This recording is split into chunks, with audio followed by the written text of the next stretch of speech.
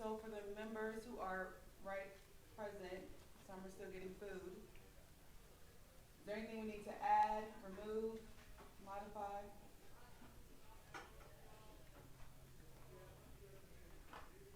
Good. That's good, okay. Did, I think there was some edits for the December minutes. Did everyone have a chance to read them? Okay, so again, if there is nothing further, they'll be posted sometime between Monday and Tuesday on the website.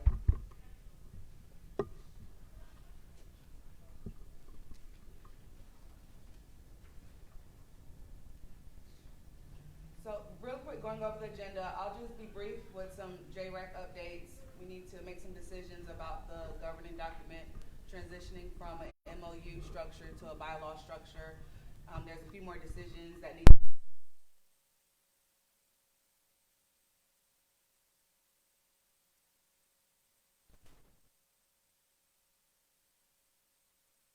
and Todd Williams, our district attorney, will discuss or bring up the next amnesty day, wanting to plan.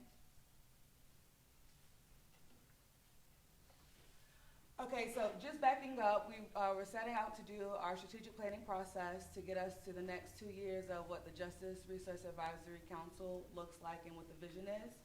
At our last meeting, we mapped out our current portfolio of projects, kind of new ideas that have been emerging, and what's already kind of underway.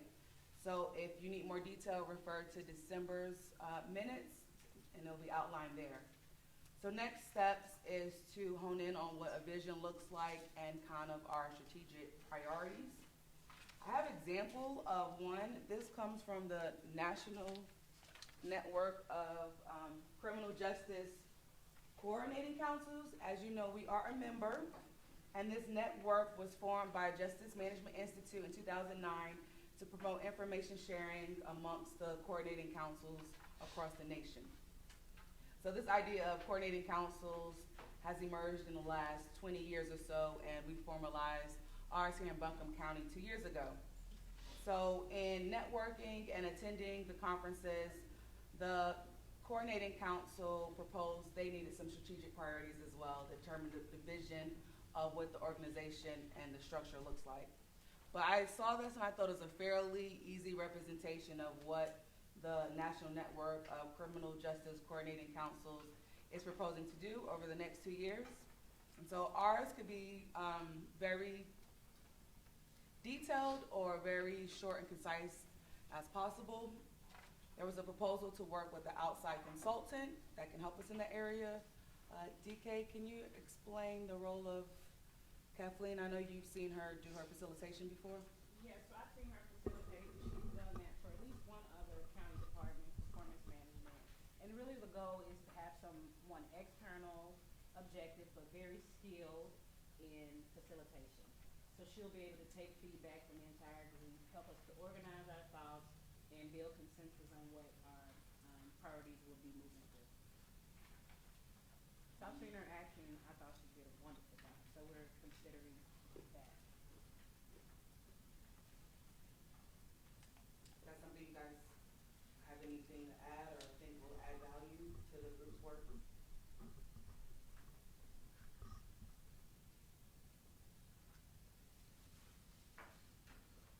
Yes. Are you looking forward to feedback? Confirming feedback, yes. So you guys got the water, just left to try. So other updates, you all have requested jail population data, program and services performance measures, updates on the Safety and Justice Challenge, and we need to think through ways that we're prioritizing new projects and requests that come through. Many of you, and I know as well, get a lot of requests to do new projects, new proposals. There's been a big movement on driver license restoration clinic and all kind of other innovative ideas that's happening across the nation. But again, we can only do so much with the time that we have. And so how do we prioritize these new requests, and how do we sustain what we already have in place? And so that's something that hopefully the steering committee and staff can help support us on.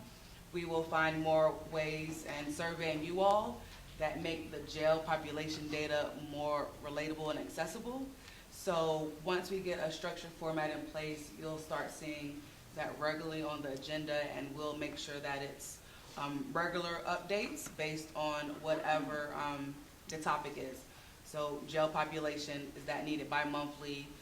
The service performance measures, is that needed every 6 months? So we'll assess that. In the meantime, we had proposed to do an annual summit last fall for everyone to get acquainted with everyone that's involved with the Safety and Justice Challenge.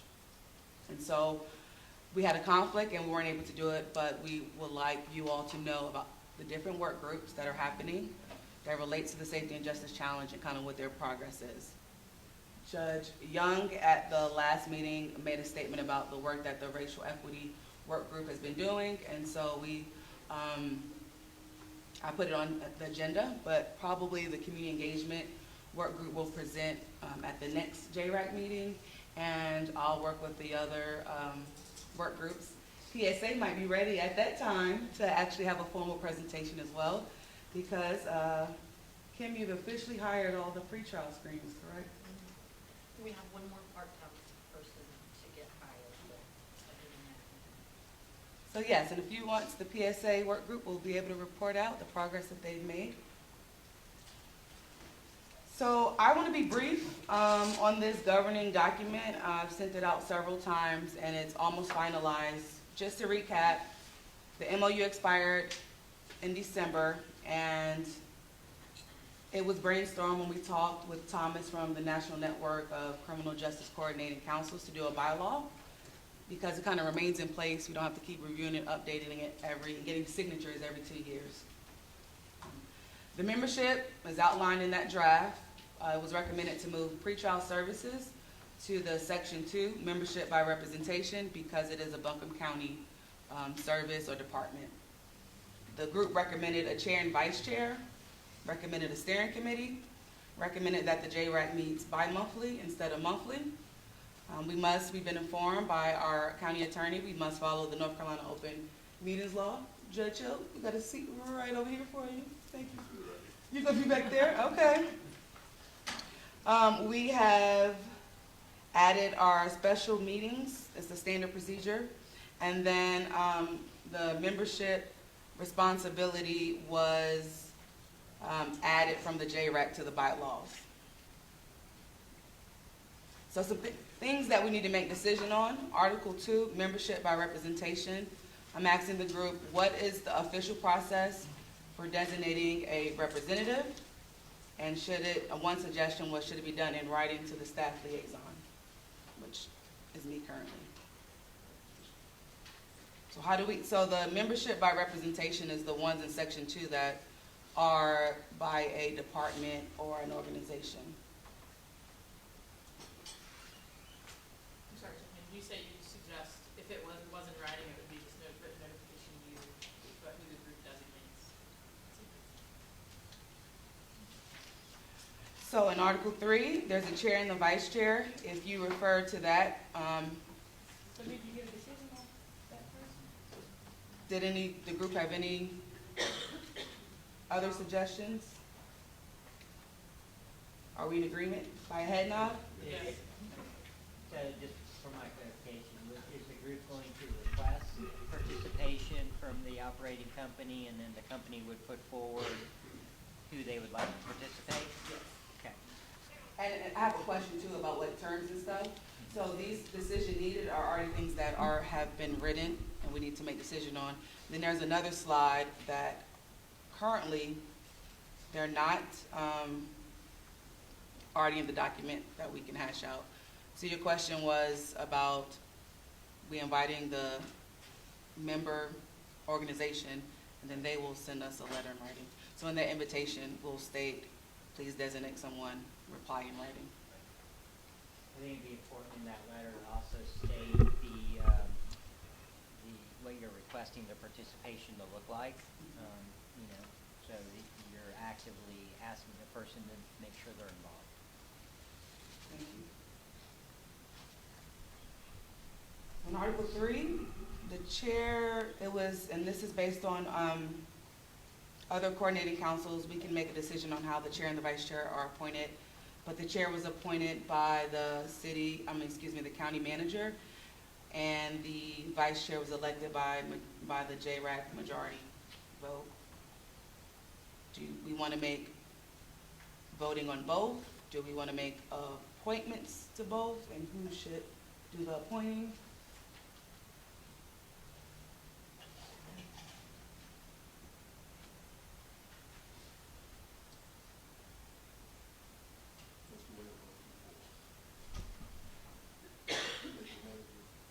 As in writing. So the county manager appoints the chair, and for the vice chair, the group votes. All in favor? Yes, head nods, ayes. You're gonna say ayes or yes?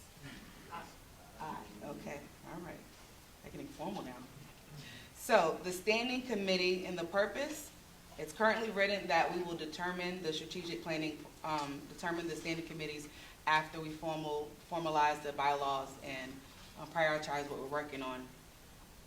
It's also recommended that we actually, since they're standing committees, determine what those are and put them in the bylaws. You can do both ways. Wanted to see what the group's preference was.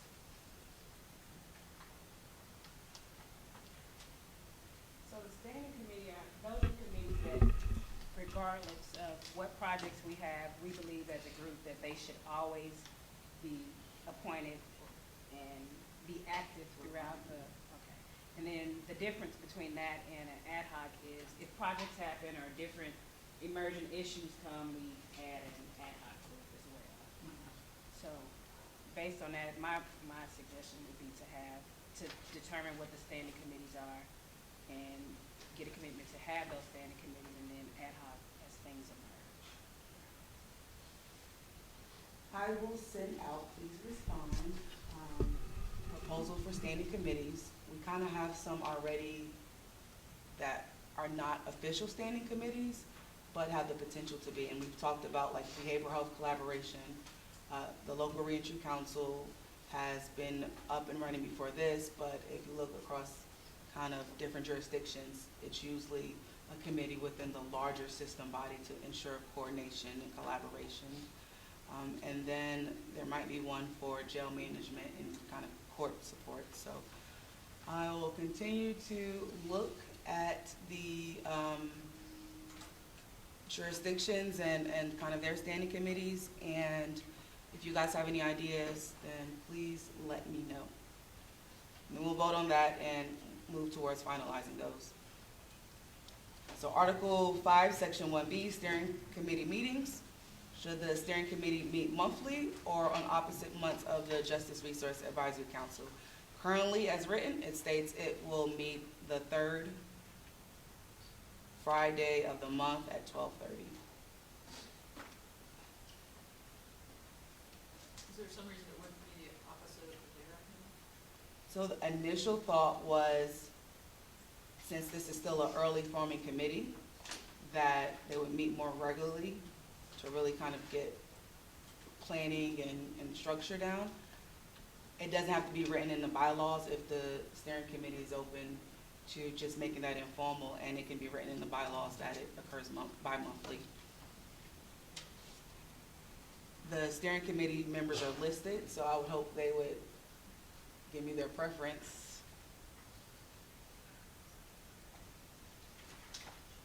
What are your thoughts? I know you. Well, we're talking about every third Thursday, right? On Friday. I'm sorry, I don't know Thursday came from. Friday, every third Friday, and JRAC's going to be. Every other first Friday. Yeah, that's fine.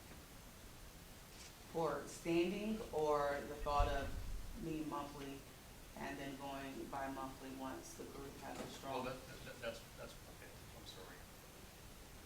JRAC will meet bi-monthly, Yes, and the standing committee would meet those other alternate months.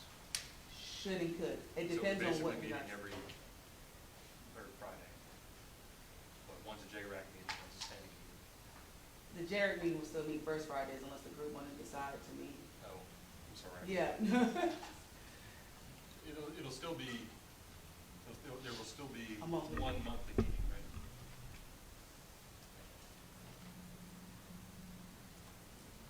So written into bylaw is bi-monthly for steering committee and bi-monthly for JRAC.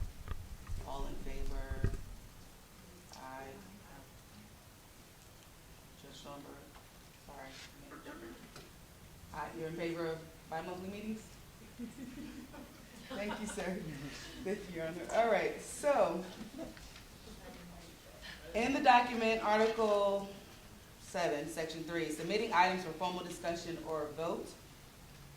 What kind of decisions can the steering committee make? It is outlined, I believe, in number 4. I don't have a copy in front of me.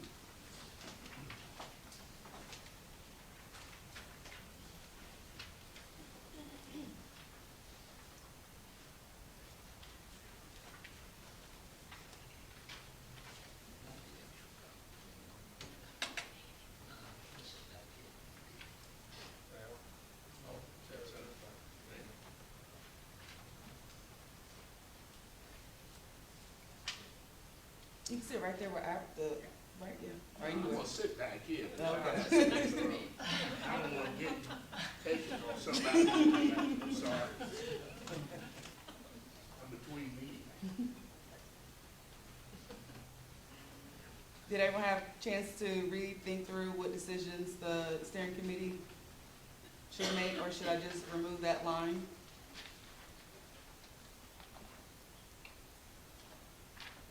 So what type of decisions have you all made in the past?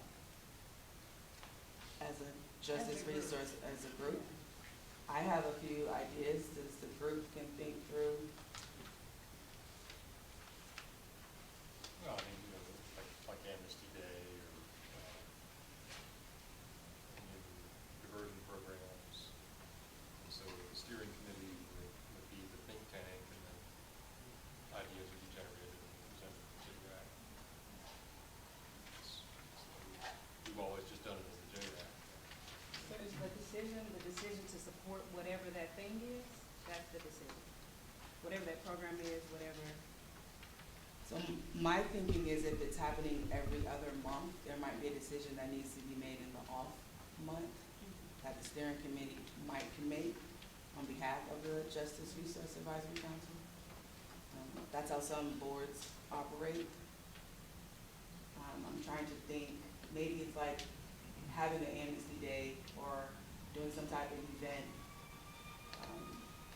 But we need to make an action before the JRAC meets. And of course, nothing infringes on the organization or the statute. So put it another way, you're just trying to empower, the committee to make decisions by email on the months that there is no meeting? So and the way it's written is the steering committee has the ability to make decisions on behalf of the JRAC, and maybe it needs to be written that way for clarity. That was- So we will revise the document to say the steering committee has the ability to make decisions on behalf of the Justice Resource Advisory Council. Everyone in favor, say aye. All right, I have 3 more, then I can take my seat. So, based on the North Carolina open meetings law and how the structure of criminal justice coordinating councils operate, sometimes there's very sensitive information or topics that come up. And so suggested that the actual committee and work groups are closed to the public. And the only way they can be closed if not majority of the Justice Resource Advisory Councils are on those committees. So, but however, it's open, the committees, to public participation, and different organization representation. For example, the racial equity group is comprised of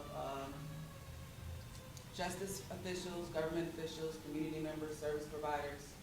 So the question would be, what would be the process or mechanism to make sure that we're recruiting and being open and inclusive when it comes to committee work groups? That says minutes, it should say meetings, apologies.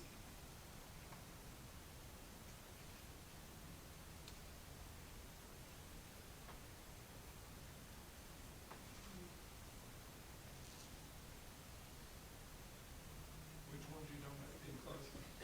The committee meetings, like the Safety and Justice Challenge Work Groups, or if we had a standing committee,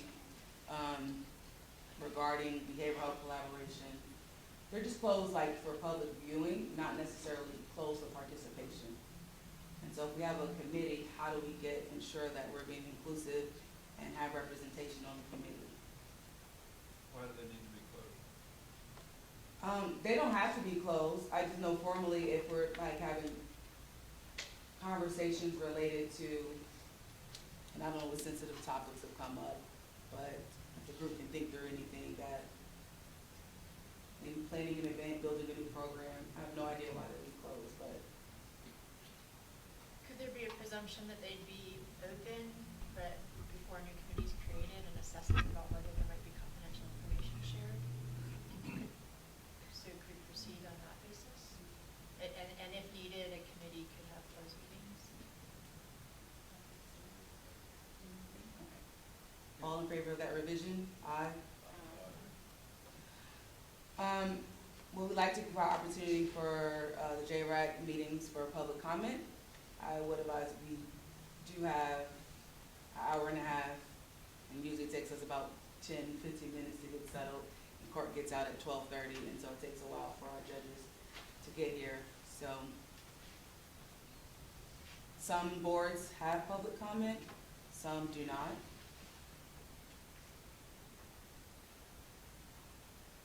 To share a bit of context, at the Board of Commissions level, we've been moving towards offering public comment as an option as many meetings as possible, just to increase those opportunities for public commentary on issues that impact folks. So that's been a general trend that we've been trying to implement. I'm in favor of public comment. Will we be required to post those meetings publicly so people know that they're available? And if so, how are those being posted for people to know when we're meeting and available for comment?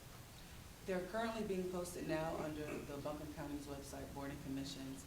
The agendas are posted there. I'll make sure you guys have the link again. All the documents are also posted there.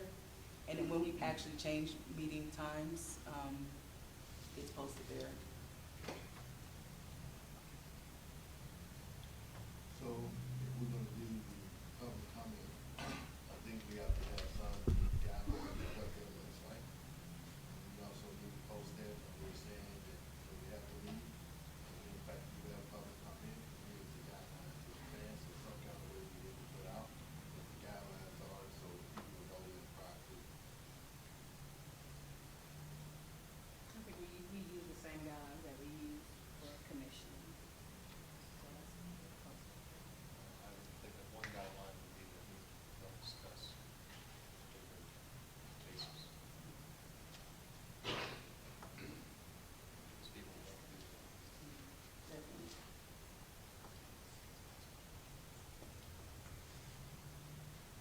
So last one I have, what is our policy on being absent? It was a recommendation that those members by position and representation, we extend professional courtesy to one another and attend as much as possible, make every effort.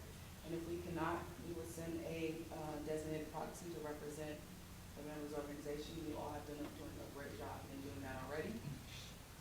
And since we'll also be doing membership by nomination and appointment, our current policy is for any appointee that misses 4 consecutive meetings unexcused or fails to attend 75% of the regularly scheduled meetings within a year is obligated to resign. Is everyone comfortable with that? All in favor? All right, so I'm taking that all in favor of 1, 2, and 3, because I don't know if I can. All right, so next steps, we'll make those changes, get the approval of the bylaws, invite new members, new organizations, and then do a call for nominations.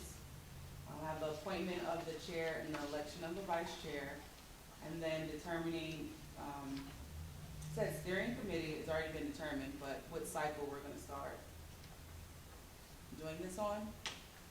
Right now, the bylaws is written, JRAC is February. We decided to, meet in January as well because there was a lot of unfinished things that we needed to do, so the group didn't wanna lose momentum. Would y'all be willing, since we're still in this planning phase, to meet February and then start at that point? All in favor? Aye. So, Leanne Milton, our Chief Public Defender, is gonna come up to give us a presentation. In the meantime, Amy had a quick announcement. Right? Hi, thank you. Judge Schwarber, would you like to do the honors? Oh, I didn't realize. I know, it's Michael not was- a Okay, we are delighted to inform those of you who don't already know that we have a new director for the Buncombe County Adult Drug Treatment Court, Michael Fassad.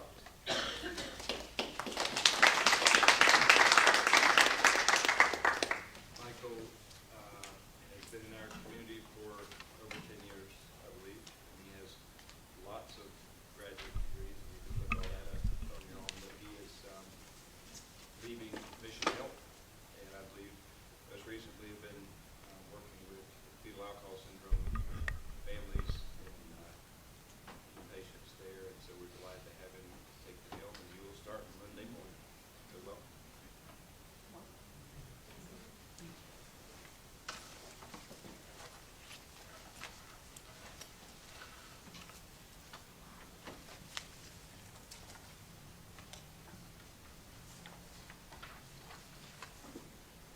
Good afternoon. I'm Leanne Melton, the Chief Public Defender here in Buncombe County. I'm very honored and excited to be able to talk to you this afternoon about the Racial Equity Work Group and the great work that the Racial Equity Work Group has been engaged in as part of the Safety and Justice Challenge. So the Racial Equity Work Group is addressing Strategy 7 of the Safety and Justice Challenge. And the strategy overview of Strategy 7 is addressing racial and ethnic disparities, which is a supportive strategy, and while not associated with beds, supportive strategies are necessary to ensure that we can implement reduction strategies successfully. This supportive strategy is also essential to efforts to reduce racial and ethnic disparities, and there are a number of ongoing activities.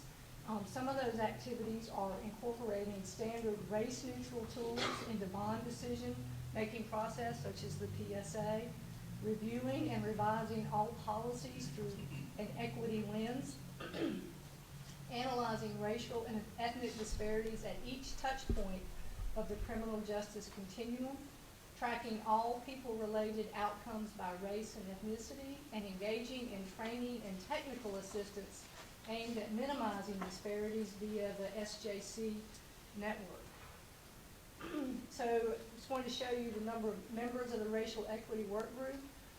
And I know we have a number of individuals that are here today from the Racial Equity Work Group. If you're here from that work group, if you could just raise your hand, that would be great.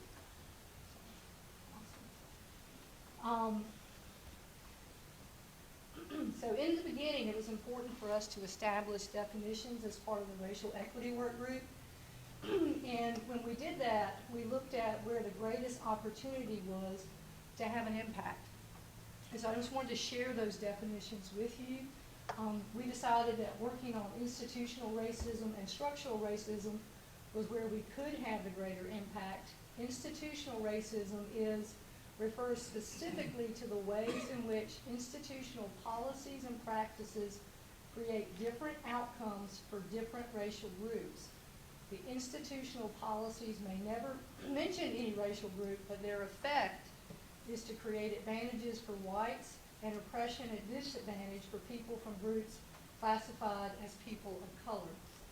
Structural racism is a system in which public policies, institutional practices, cultural representations, and other norms works various ways, often reinforcing ways to perpetuate racial inequity. It's the cumulative and compounded effects of an array of factors that systemically disadvantage people of color. The definition of individual racism refers to beliefs, attitudes and actions of individuals that support or perpetuate racism. Individual racism can be deliberate, or the individual may act to perpetuate or support racism without knowing that is what he or she is doing. And interpersonal racism occurs between individuals. So we have a shared analysis as part of the racial equity work group, acknowledging that racial and ethnic disparities exist, historical context into how systems, culture, institution, laws, policies, and practices were developed, acknowledgement of people with white skin pigmentation, and marginalization of people with darker skin pigmentation. It's translated through a disproportionality in data and narrated experiences.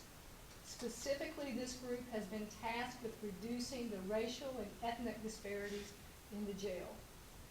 The group focuses on structural, policy, procedural changes through a racial equity lens that also might have a positive impact on all populations.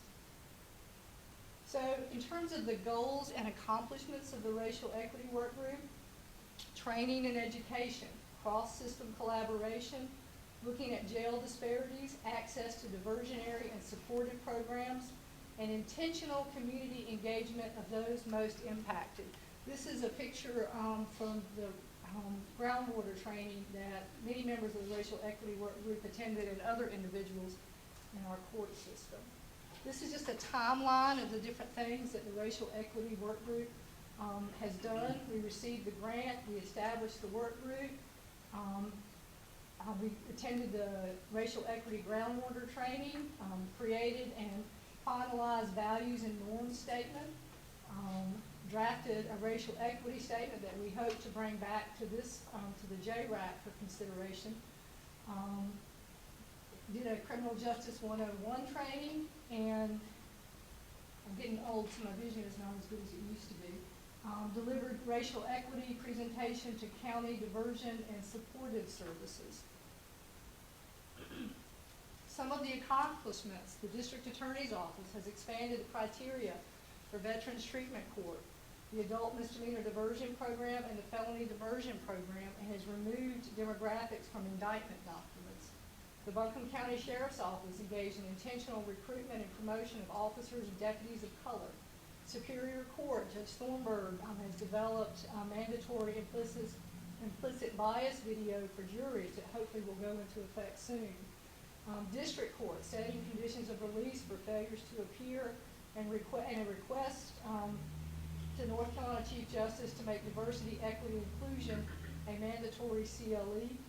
The Western District U.S. Attorney's Office, mandatory implicit bias training. The Defense Attorney's Public Defender's Office, implementing policies to make sure that we're offering treatment courts to all eligible defendants, being very intentional about referrals. The Safety and Justice Challenge Community Engagement Work Group has held several listening sessions to include Barnardsville, PBA, and the Buncombe County Detention Facility. And the Safety and Justice Challenge Racial Equity Work Group has held over 8 educational training sessions to include REI's groundwater training. So I want to talk to you a little bit about data and using data to drive decision making. So we're talking about using a relative rate index. So you're looking at volume divided by counts, the number of people involved in the justice system, rate per capita, likelihood of system involvement compared to the population, rate per prior decision-making point, likelihood of penetrating more deeply into the justice system compared to the prior decision-making point, the disparity gap, ratio of rates of relative likelihood of system involvement for people of color per capita compared to white per capita, and the disparity gap, ratio of rates or relative likelihood of system involvement for people of color per decision point compared to white per prior decision point. So the areas that are in blue are the areas that we've currently been looking at different decision points: bail type, length of stay, release type, pretrial assignment, and failures to appear. So if you look at the Buncombe County racial and ethnic demographics, you can see that in Buncombe County the population is 89.4% white, And looking at black or African American is 6.3% white. If you go over to the information from the Buncombe County Detention Facility, average daily population for 2019, you can see in terms of the demographics based on race that the population for pretrial is 73% white, black or African American 25.5% for that population. So, using the jail data, putting it into context, the short-term goal is equitable distribution of at least one data point. The midterm goal is equitable across all decision points, and the long-term goal is equitable distribution to reflect the community. And so you can see that the actual data is that we're using for this currently is May through December of 2019. So if you look here, the average daily population equals average bookings divided by length of stay. Bookings are how many people come in, length of stay is how long someone stays. You can see based on population, the Buncombe County Detention Facility's average daily population of individuals who are white is 73%, and black is 25.5%. That's a difference if you look at the actual population of Buncombe County of the numbers of 19.2%. The average number of bookings for white individuals is 77.5% and black is 20.9% for a difference of 14.6%. And so if you look at the average length of stay in the Buncombe County Detention Facility, individuals who are white, the average length of stay is 15.3 days, and for someone who is black, 21.5 days, for a difference of 6.2 days for the average length of stay. So if you look at the data, you have the, if you look at the top chart here, rest and bookings, for during this time period there were 8,233 bookings. Of those bookings, 20.9% were black, 77.5% were white. If you drill down further, of 1,999 bookings, black, in terms of released on written promise or unsecured bonds, 21.5% of that 1,999 bookings were black and 75.1% were white. I'm going to drill down to the bottom chart, and you can see in terms of pretrial assignment and also look at length of stay. For the referrals to pretrial supervision, 1,646 bookings, 20.9% were for referrals were for black individuals and 78.1% for white individuals. Individuals, if you drill down further, 641 of those bookings were released to pretrial supervision only. In other words, they did not have to post a financial condition or bond. 16.7% were black, 80.8% were white. If you look at length of stay, the average length of stay for misdemeanors is 7.3 days. For a black individual in custody pretrial, the average length of stay is 4.7 days, and for white, 5.6 days. So that's pretty close to being the same. However, when you look at felony releases, the average length of stay is 36.2 days, with the average length of stay for black individuals being 46.9 days, and for white individuals, 32.9 days. So I believe that's over about 17-day difference. For probation violation releases, the average length of stay is 27.9 days. For black individuals, however, the average length of stay on a probation violation pretrial is 42.5 days, and for white individuals, 24.7 days. So you can see that blacks have a 4% decreased chance of being released on pretrial supervision because they are more likely to also be held with a secure bond, while whites have a 4% increased chance of being released on pretrial supervision without a monetary bond. Bond released blacks released on probation violations stay in custody on average 17.8 days longer than whites. Specifically for higher level felonies, blacks remain in custody on average 14 days longer than whites. So next steps is to be solution-focused problem solving. We need to drill down on these numbers more and look at and examine why this is happening. What are the causes of the longer length of stays, and what can we do to make changes and adjust? So, anybody have any questions or other thoughts, or anybody from the work group? I just have a question, and first of all, I want to say thank you to you and everyone in the work group, and this is very hard data to see, but it helps us move the conversation forward. Could you go back one slide? Or, I'm sorry, before maybe. Is it possible to drill down even further, especially on the probation violation release, and this is one, a lawyer in the room, maybe someone can help, come jump in and help me, but if I understand, this means someone is in jail because of a probation violation. Not, okay, so Lee's not here to crunch Okay. numbers, but we've talked very thoroughly about the data. Yeah. So, there's very much caveats to probation violation Okay. data. Yeah. But there's a release code that can determine if it is probation violation. Now, I'm not sure, and it's a really question, if that includes those on with new charges. Okay. So that's a question we need to But follow up. one of the reasons they're in jail is because of a probation violation. Okay. And what's keeping them from getting out of jail? I'm just asking kind of layperson level questions. Well, Typically, would it be someone's ability to play? The ability to bond? post a bond. Okay, so could we drill down further and actually find out data about the bond levels for people who are in jail for that longer period of time? I wish Pat was here, but from what I know, Yeah.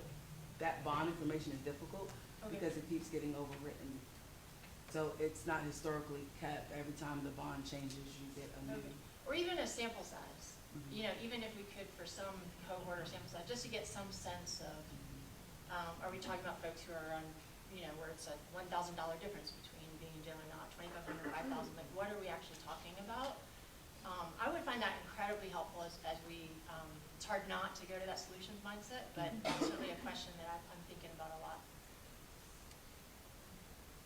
Thank you.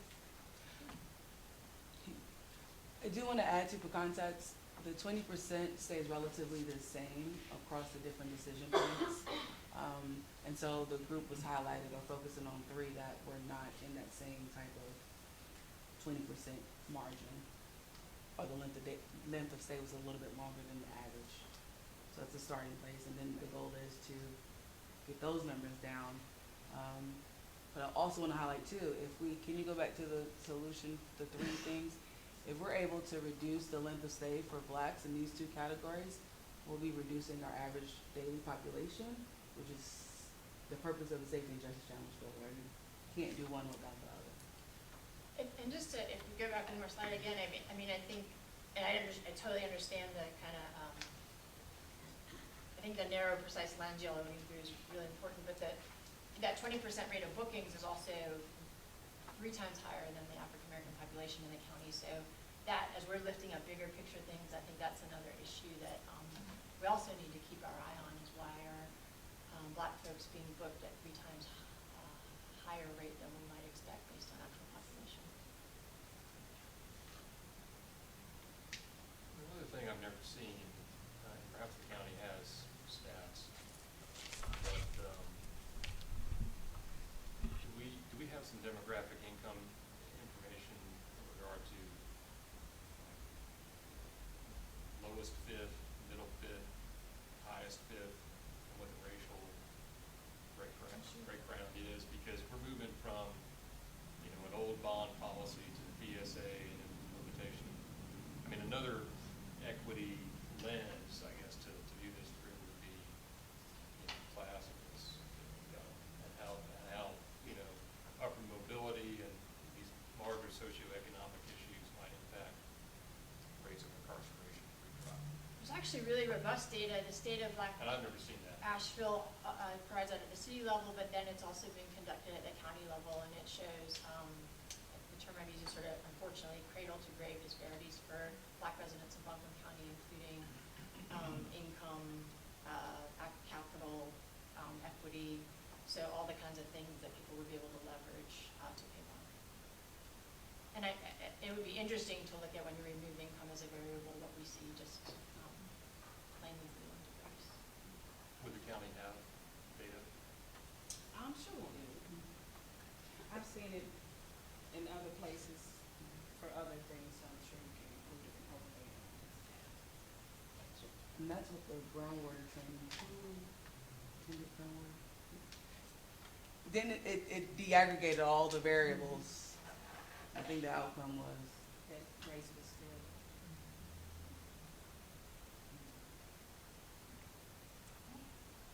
Well, thank you. Thank you.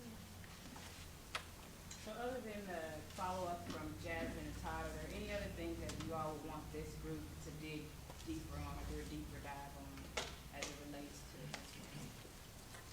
I would say that, Jesse Smith with the Institute of Government is going to be coming to talk about bond reform, in early February. You remember the date on that? Did you? February 6th. February 6th. Where February at? 6th. And I asked my assistant to go ahead and just invite the whole JRAC, but I thought that was a good sample of our community, so please come to that. She is involved with folks really on the national level, separate, making a difference in North Carolina. We're going to be implementing some of these policies that may affect not only the economic experience, but the racial. So I encourage you to come to that. What date? It's February 6th at 12:30 in this room. This is Thursday. Then I'll see you that Friday for the JRAC meeting, so y'all see me Thursday and Friday. Are you gonna say something?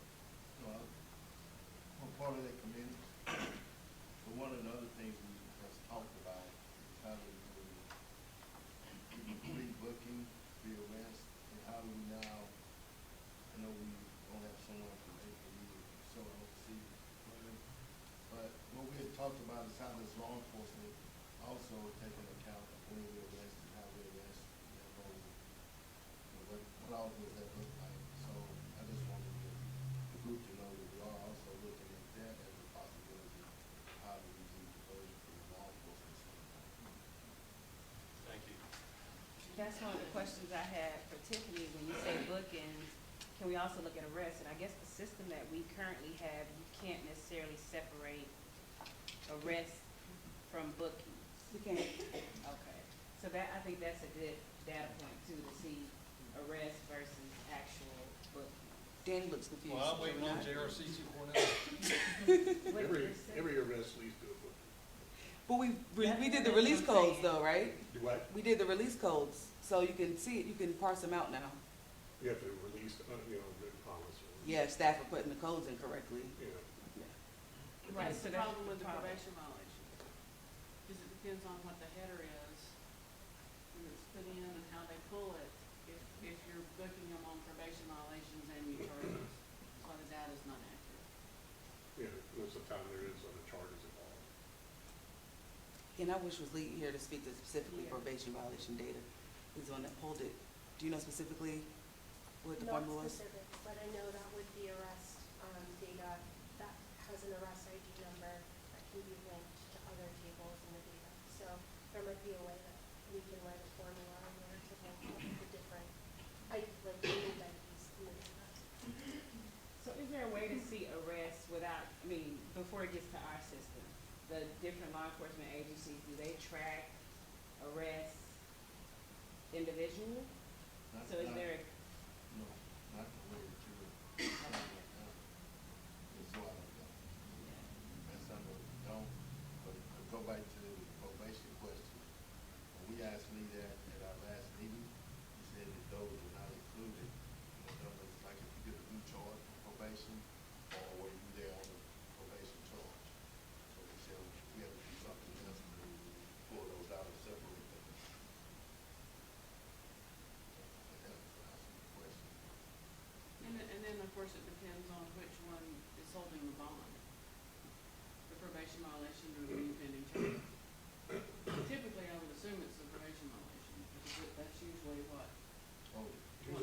probation violation has some type of secured bond. So I guess what I would like to see, we could go further up the line, if we could see arrest data, pure arrest data versus bookings, that would help tell the story from a law enforcement perspective. Because, I mean, I've seen situations where arrests were down statewide, but bookings in a certain jurisdiction were up. Based on race. Arrests were down in that jurisdiction, but bookings were up. So that's, I think that's another data point that we could look at if we can get the information. Well, In something else. Illinois, the different law enforcement agencies report up, and so we have that as a separate, data point outside of our court system. So we could compare that. Just to make sure I'm clear, do you mean the distinction between like when a citation is issued versus, an arrest, or whether it's a written promise versus a bond? So the difference between like the law enforcement agency arrests somebody and bring them to the jail, Yeah. the difference between that and actually getting booked and given a bed and all that. I think you're talking. Okay, give them Yeah. that, yes, yeah. Because every I hear arrest two is different booking. things, yeah. Yeah. If the data is coming in that they're arrested, they're booked. And whether or not You they mean- post bond is different. Whether they're released or not. Do you see the difference? They're all booked. The difference is who gets released and who doesn't. So it depends on what your definition of booking is. Right. And we I had guess, a yes, work I group, believe. in our Right. work group, we tried to get it weeded down, and yes, everybody's brought in, arrested, and brought into the detention facility. In other jurisdictions, Right. that doesn't necessarily happen. The magistrate can go somewhere else. It just happens our magistrate is in the jail. And we're using the jail management system to do our data tracking. So what happens is everybody gets a booking ID. Well, we talked about trying to, arrest law enforcement agencies to use citation That's true. too, which I think is what And you're. another thing with it is the local policy of fingerprinting everybody. That makes everybody has to go into jail when it's a worthless check, littering, instead of us processing them out front and that type of thing. But can you get even further upstream and say that an officer response to the scene on how many they actually arrest versus they go out and do education? I mean, that would show some level of racial inequity of whether the officer decides to arrest versus provide, support or diversion at the officer level. That's as furthest upstream we can get, right? I would love to see a code in the law enforcement where they can track that. I know there's a CIT form, but even if they have an option of like no intervention arrest sent to ED, just a selection to start getting data to help tell a story. Right. And so the follow-up to that data from May to December, that was what we decided to go on because that's when the new codes went into place. So we can parse out those that are arrested, booked, and released, meaning they never get a bed assignment. They see the magistrate, get the charge, and go back out the same door they came in. So we don't have a year's worth of data yet, but at least we have about 6 months now. We did ask, and this is probably important information for you all to know too, we asked the foundation, can we not count those as bookings, because technically they're not getting bed assignments. Our Vera site coordinator says you shouldn't, because they're technically not getting booked in jail. However, if you go into jail according to Vera, according to the foundation, that still counts. I think another thing to know that when we were moving those who stay, our length of stay will grow longer in the jail, because you're taking out those people that come in and out. The volume stays the same, but once you remove the people that are getting their charge and leaving, the length of stay, it'll give you the true length of stay of who's actually sitting in custody.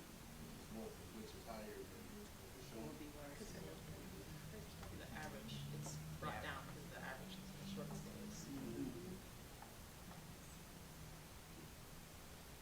So we have some homework to do. Like literally, just work to bring you guys that information, and then we have some homework to address these disparities that are in our criminal justice system. I do want to highlight too, go to the cross collaboration piece. A part of the work when the work group first started, that we can't do this in silos. And so with support from county leadership and Zoe and the CHIP and CHOS policies to look at infant mortality rates through a racial equity lens. And so to do this together and make sure we invite not only public health and criminal justice, but our education system, the Chamber of Public Commerce, and all these systems that impact, they impact our lives and contribute to the disparities. So please be on the lookout for an invite to start doing that work. Oh, and yes, and housing systems as well. So. All right. Sit down, you can. Well, this is gonna be quick. I don't think I need to stand up. We were hoping to do an amnesty day before the end of the year. And then we talked about doing it MLK week. And then I got in a conversation with the sheriff and some others in the community. And at this juncture, our office just happens to be down 3 assistants. So we'd like to be fully staffed before we do another amnesty day. I should have someone back from maternity leave in late February, March. I'm hiring a new person next week, and the replacement for Rodney will be in place in March. So I'm thinking that coordinating with other folks in the community and having a discussion that we want to have with some other folks, maybe March. I hope that's acceptable to folks to do it in March or April. We also want to push out that, Amnesty Day is a special event to kind of publicize, that if it's a minor misdemeanor traffic type situation, it's not an insurmountable hurdle. Be responsible, come in and talk to us. We're really committed to do justice, not put notches on our belt and seek convictions, and just add that case on court and prosecute in each and every case. We want people to move forward in life. And that's the message of Amnesty Day, but that's our general practice in the district attorney's office. So we want to have this event and coordinate it, publicize it, and not rush it. And our working date was next Friday, and we don't have time to do that at this juncture. So that's the brief update. It's come up a couple times in this meeting, this driver's license restoration thing. That was something Rodney was working on. He was speaking with Robin Withrow, an ADA in Mecklenburg County. And I've spoken with, is Judge Hill still here? About trying to do this here in Buncombe County, which is to go back into old cases and strike judgments and court fees and fines and costs that are unpaid that are holding someone's license. And they've done this in Mecklenburg County. And both Robin and first name is Elizabeth Trosh, Judge Trosh, I believe would come to address their work in Charlotte if invited, and I believe we've discussed that, Tiffany. But that if we have enough time to plan the next Amnesty Day and have those conversations, maybe we could do the driver's license restoration clinic in conjunction with this would be our 6th Amnesty Day, I suppose. In conjunction with the other amnesty program that we've had. So that's I guess my update. I'm not quite sure what involvement would be in the driver's license and stuff. I want to give an idea, so I'm open to talk about that. I want to see what that looks like. Yes, and I think that it required some motion to be filed in each. I don't want the meeting to end right now, but I think it required like 11,000 motions, and I don't know how the judge handled that. But again, I don't want the discussion to end right now. That's why I didn't want to get off what that was. So that's why I need y'all. I need your help. the city of Innovation reached out to the city of Asheville, and Eric Jackson in the IT department is leading a group. I emailed it to the group. It's a 10-week sprint to learn about what Durham did in their county to do the same thing. We had our first webinar on Thursday. We realized it was staff and Eric and some community members with no authority and power. And we invite you or someone from your office to help us learn about how to do it. And they will talk you through the requirement. Of course, it won't be Durham's, it won't be Charlotte's, it'll be Buncomb's, and we'll make it work for us. But at least we're not trying to scratch our heads and figure out what it looks like. There's experts that have done this in other communities. And so it's 10 weeks, I'll send it again. It's every Thursday, I believe at 3 is the webinar, and then the group is gonna meet either at 2 or 4.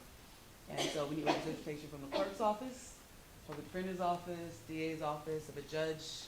I know you guys are, stretched thin, all of us are, but if we can at least learn about it, then we'll be more informed to see what can happen and what possibilities are.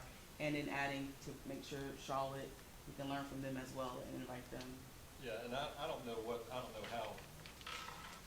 it's handled in Charlotte, but I can also share that Daniel Bose, who helped us with the first expunction clinic in North Carolina Justice Center in Raleigh, they've looked at some Buncombe County numbers. We've cleaned out some 40,000 old cases and dismissed them. So we're left with about 2,500 folks that might be impacted. And he said that based on the way things panned out in these other jurisdictions, that would be, the number he used was 10 hours. So that makes it sound more manageable. 10 hours of court time or 10 hours of work hours. That's what he felt was necessary to process that number of cases. If it pans out, Mr. Diaz, if it pans out, whatever you do, we've got that Wednesday during admin week, which is 3 days now, so we can. Thank you. It's great.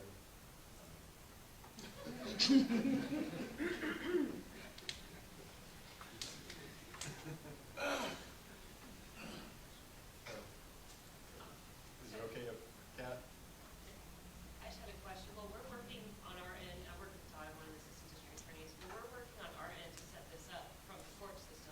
Do we have any partnerships in the city or the county who can help us in making this more accessible for people to attend? For example, opening up the parking deck to be free for the day, or getting bus vouchers, Uber vouchers, Lyft vouchers, anything to get people here, because that's a huge issue. If they don't have a driver's license, how do they get here? Yes. Well, and I appreciate actually her saying that, because that's part of what the sheriff and I talked about in regard to working with the community on the next Amnesty Day. We've always done Amnesty Day in the courthouse. I want to take a look at finding a location, maybe separate apart from the courthouse, and as to how we might be able to make that more accessible. But anyway, did I hear a no? No. Jill? But anyway, that's just another thing. So just to make sure we're clear, we're talking about possibly a church or something like that, where people feel more comfortable being in that type of setting opposed to courthouse or the jail. So, Well, I don't know that it'd be, and the concern, I just want to say the concern with the church is I wouldn't want any denomination or church to feel, more privileged or less privileged than the next. So I don't know that that's a discussion to have, but maybe a community center or school. it's not the jail, that's my point. Exactly. So we're not ready to set a date yet. Right. We want to make sure you're fully staffed. I think this 10-week sprint with the driver's license restoration is around ending in March. The committee will have more information about what the process actually is. And then we can regroup and form maybe an ad hoc work group that can do the planning to coordinate with the DA's office, the courts, location, date, communication plan, and all these other strategies needed to implement a successful event. Well, would one of the first things be to reach out to either Charlotte folks or Yes, sir. Durham? Mhm. Maybe put a, I mean, if it would be possible to put it on the February agenda, then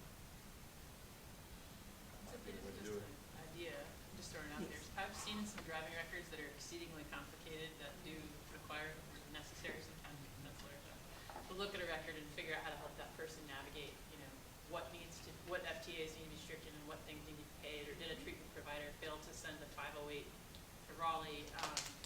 And there are, I think, oftentimes folks just assume they can't afford a lawyer, and I think there are some folks in the defense department who are willing to partner with JRAC to be available for a day like this, where they could help folks figure out if they need a higher level of representation than just showing up with documents and getting things dismissed. There probably are some even more complicated legal issues. So I'm putting that idea out there that I'm sure there are some attorneys in our defense bar who'd be willing to provide some level of pro bono service. And I know It's the critical. pro bono committee has asked how to help, how can they help, what work can they get out on. So if we can get information to the pro bono committee about what's required, it might need a quick, lunch and learn COE so that they can know and feel comfortable with it. You may get more volunteers, but I think that there's some real interest in trying to help out with both of those projects on the pro bono committee. I definitely appreciate what you shared, because we did this exact program in Illinois, and I thought, let's all just get together. Right. And the 10 hours is probably what they're talking about in court, Mhm. because we spent an extensive amount of time, staff time and communication and marketing. It happened, and it was a really good thing to do, but it was definitely resource heavy, and we partnered with the local bar, to help support the screening. And some of the screening was done in advance. So by the time they made it, we started out with 100 people. By the time we made it to the court, it was 15 people that we could help, but we felt that it was important enough, Right. because we saw it as an opportunity to break the cycle. And so I'm actually we not saw it as an sure. opportunity to do generational work. I'm So- not sure that the way that they did it in Charlotte required folks to come in. Mm, I think they might have identified the cases Right. and then just undid them. And that's where partnering with TISMA Legal Services is great, because they already have those screening processes in place. Then I think they do that with the function clinic to some extent too. They have a list of lawyers who volunteer their time once they've screened. So the structure's in place. Right, they already have those. I mean, see, when we dismissed some 40,000 cases or whatever, there may be people out there They who don't know. could have benefited from that, but they don't know that they can go down and get their driver's license. Can Because we they've been work on told that? for 20 years they're not eligible to get one. Can we work on that? I think because that's some of what Charlotte did, and I think you guys started it. We just didn't take it to the next level of notifying people. And it's great if they had a clean record, but then they didn't know about it and still was driving. Then I have another. They got Right. caught again, starting over. But if we can figure out how to inform and notify people, that Right. Well, I think this would be the restoration clinic would be the sorry. perfect opportunity to do that. And there's also some individuals on driving while licensed with no charges may be eligible for a condition for a hearing with DMV, and until they have that hearing, they may also be eligible for a limited driving privilege. And if the private bar would be willing to go back down. I think we could count that. Yeah, this is a committee. Big committee. Just to even process like what will be the flow and how we would do it. Speaking about driver's license and equity, we did not, me and Leanne discuss that the ethnicity data was missing from the detention facility, and didn't want to leave this meeting without acknowledging that. I don't want to speak to the process, but I know, and Lee has entered the building, so we're not sure how it's getting captured or answered, and a lot of it, the data fields about ethnicity is missing, so it doesn't tell us a picture. So one starting point would be looking at, and this is part of the racial equity work, how do we better improve data gathering when it comes to both race and ethnicity. So do want to acknowledge that, and hopefully the work group can work with law enforcement agencies or the ID Bureau to help identify pathways to get better data collection. have a little bit of time for announcements, so if you have any, we can start around the room. Donald? Put you on blast, didn't you? Sure, yeah, thanks for that. Remember, we recently changed providers at the Helen Burrell Crisis Center in Buncombe County here. Daymark Recovery took over those. Part of that change is us trying to broaden access to that facility. It was serving all of Western North Carolina, not even utilizing 50% of the bed capacity in that center. So paying a lot of money and not getting a lot of return on that. So we've changed providers and trying to remarket out to all of our DSSs, our DJJs, and law enforcement, our school systems, that is a much better option than putting a kid in a car and driving them to Winston-Salem, Bryn Mawr, in Wilmington. We're seeing that in our data quite frequently, is that kids are being transported all over the state when we have local beds here available. So just continue to get that word out and make sure that they see that as a first option. And if you hit barriers on getting kids in, definitely please let us know so we can make sure they're being addressed. Who do you want us to talk to? I can give you my card when they're done, and you can Thank you. let me know.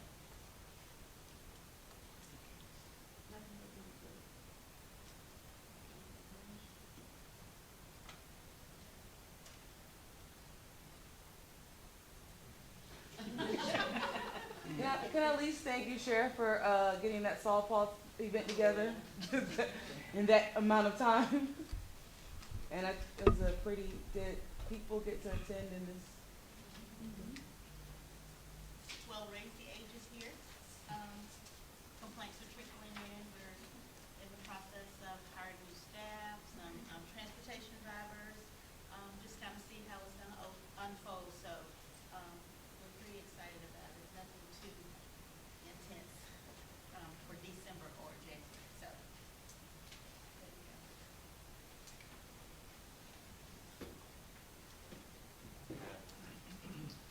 I would just mention the PSA training, which is next week, 15th, 16th, and 17th.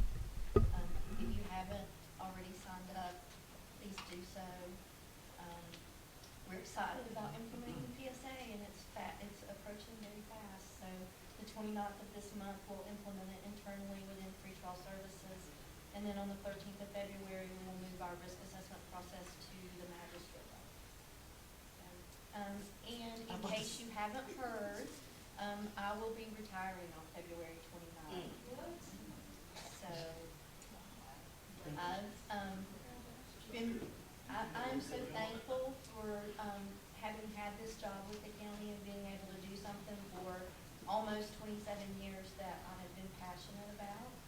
And I hope to be able to stay involved in the pretrial reform, criminal justice reform area in some capacity.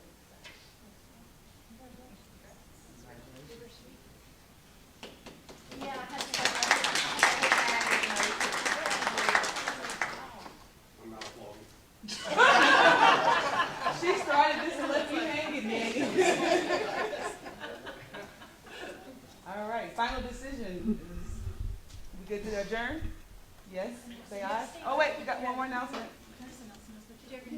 Nah, I was just dropping the mic. Just because we have been talking about racial equity, our next meeting is February the 4th. We meet upstairs in room 310 at 12:30. And he talks about that. If you guys are interested in being part of that committee or have anything to add, please join us. February the 4th.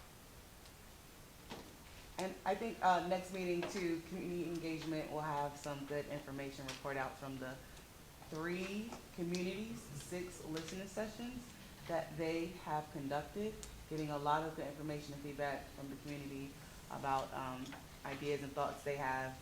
Also, please be on the lookout for a survey that community engagement group and the racial equity group has been working on for like 6 months. So we'll be launching that and it'll be available on the website as well. Any other announcements? We're all ready to adjourn? Aye? Aye.